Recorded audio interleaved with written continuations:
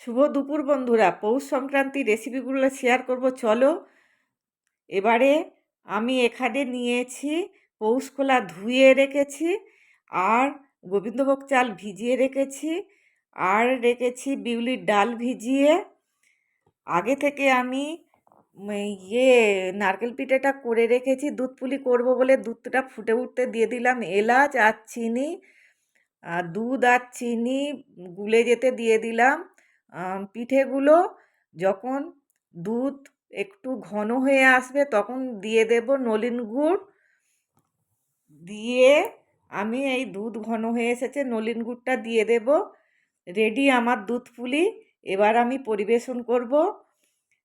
তোমরা দুপুরে খাবার খেয়েছো তো বন্ধুরা?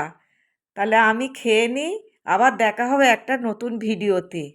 শুভ পৌষ সংক্রান্তি।